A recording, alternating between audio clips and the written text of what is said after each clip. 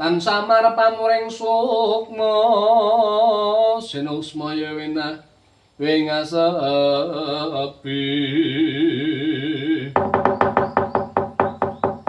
sinimpen telenging kalapu pambukaning warana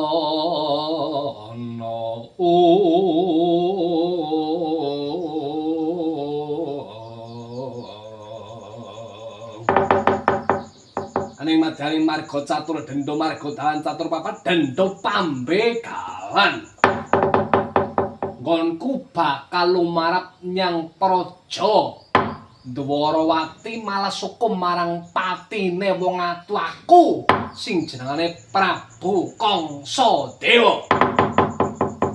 Iki ana wujuding kethek mbutatek lutung bumunyung nyang sawa jenengmu.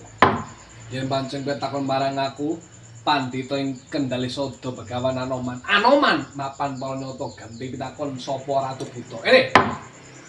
Ingsun Nalendra saka negara Sangkapura, atmajane utawa putrane Kanjeng Rama Prabu Kangsadewa Sargi. Sasrawindu mapan Pranyata karepmu apa?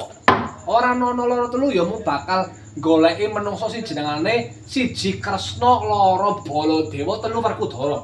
Telu turunan tunggal kudu mati dening tangane Prabu Sasrawindu awit apa? Utang loro tak sori loro, utang pati tak sori pati. Karepmu apa? Bali nyang dangamu. Lho, bali ke barisan. Apane wong telu kuwi? Kartenono. Lek nom mripatmu jembarengan tali ngamuwakno gobongmu. Nata Dwarawati ke pepundhenku, Nata Mandura kaya pepundhenku, Werkudara ke adhiku mulayen pancen kowe bakal nyenggol menungso sing mbok sebutke kudu bisa ngelangkai bangkene Anoman. Parat kowe. Godho muntap lerten antap komejo tatoning lati netra kocang ngondaran sir.